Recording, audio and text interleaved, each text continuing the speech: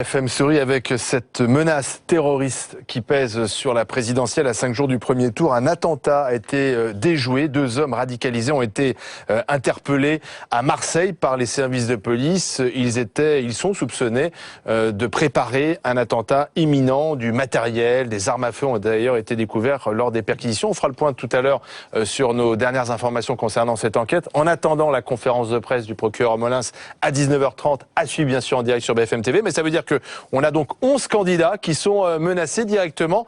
L'un d'entre eux est mon invité ce soir, c'est François Asselineau, candidat UPR à l'élection présidentielle. Monsieur Asselineau, bonsoir. Certains des candidats avaient été prévenus la semaine dernière par les services de police. Des photos d'ailleurs des 2 suspects qu'on recherchait avaient été montrées notamment aux équipes d'Emmanuel Macron et de François Fillon. C'était également votre cas, monsieur Asselineau ? Non, nous n'avons rien reçu. Ah, vous n'étiez pas du tout prévenu? Non, on a découvert par la presse qu'il y avait effectivement des risques d'attentats, mais je crois qu'effectivement, il y a eu une différence qui a été faite entre les candidats, mais ça n'est pas nouveau. De toute façon, dans cette campagne électorale, on voit bien qu'il y a des candidats aristocrates et des candidats qui sont des roturiers. Voilà, on le voit pour les débats, par exemple.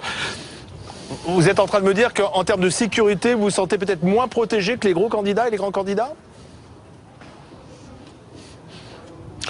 Honnêtement, moi je ne me sens pas vraiment menacé parce que moi ce que je vois c'est que je vous suis très souvent abordé dans la rue par des gens qui me félicitent, qui me disent continuez, qui me disent ne croyez pas aux sondages, qui me disent on vous suit, on est tous derrière vous. Donc il y a actuellement une forte dynamique en ma faveur et d'ailleurs je ne vois pas pourquoi je serais menacé puisque j'ai un discours de large rassemblement.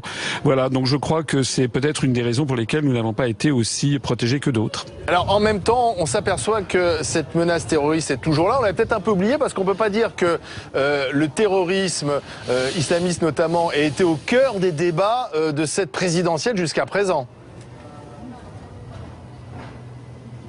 Non, c'est exact. Mais si vous voulez, Monsieur Fillon, semble-t-il, qui était la cible de cette menace, doit s'en prendre aussi à lui-même, parce qu'il a contribué à largement désorganiser les services de renseignement à l'époque.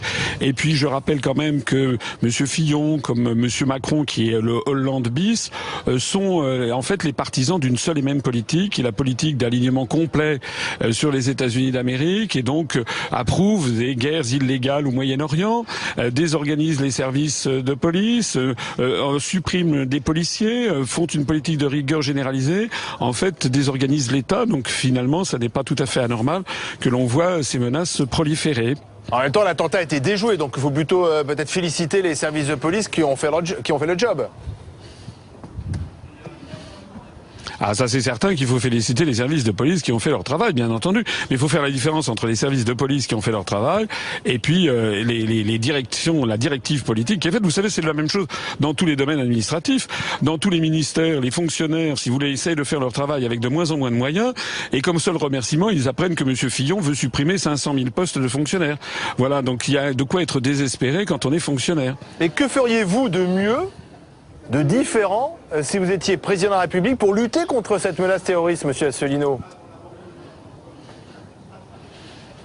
Ben déjà, la première chose que je fais, c'est que je l'ai déjà annoncé à de nombreuses reprises, je rapatrie immédiatement toutes les troupes françaises qui sont entraînées dans des guerres illégales, notamment au Moyen-Orient.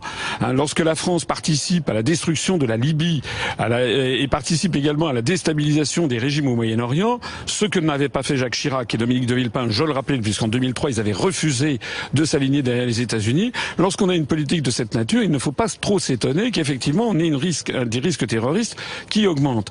Par ailleurs, ce que je fais, c'est que je redonne plus de moyens financiers à la police et à la gendarmerie, je rétablis les services de renseignement, et par ailleurs, je fais également une politique, notamment en sortant de l'euro, en créant un nouveau franc. Je rétablis une France compétitive, ça fait baisser de 1,5 à 2 millions le nombre de chômeurs de catégorie A. Le cancer de la France, c'est d'abord avant tout la montée constante des inégalités, de la pauvreté et du chômage de masse. Voilà. Alors là-dessus prolifère effectivement de la criminalité et parfois certains fous versent dans la délinquance et le terrorisme. Tout ça c'est un ensemble, vous savez, comme le poisson pourri par la tête. Il faut d'abord changer la tête, rétablir l'autorité de l'État et avoir un État qui soit digne à son sommet. Ça va changer votre façon de faire d'ici dimanche, votre façon d'aborder la campagne, vos déplacements? Vous allez faire attention? Non, écoutez, moi, ce que je fais pour l'instant, c'est que j'essaie d'expliquer aux Français que la situation est catastrophique et que la pire des choses serait qu'ils se laissent intimider par des sondages bidons et une présélection faite par les grands médias des candidats qui ont mené la France au désastre. Il faut absolument que les Français se ressaisissent, qu'ils mettent de côté les sondages bidons et qu'ils décident de donner un changement radical à l'évolution de la situation. Moi, je propose de rendre aux Français leur souveraineté, leur indépendance. Et pourquoi? Pour que justement, ils puissent faire baisser le chômage en sortant de l'euro, pour que justement ils puissent arrêter la désintégration des services publics qui est actuellement demandée par la Commission européenne, pour que justement ils arrêtent également l'asphyxie des collectivités locales qui est aussi demandée par la Commission européenne, qu'ils arrêtent également la destruction de nos acquis sociaux, de nos droits sociaux. C'est pour ça que je me bats, et ça c'est quand même la chose la plus importante qui motive les Français, plus que finalement de s'intéresser sur les menaces terroristes ici ou là. Moi je ne veux pas que ces menaces viennent polluer la fin de la campagne. Merci François Asselineau, qui ne veut pas que les menaces terroristes polluent cette campagne et qui nous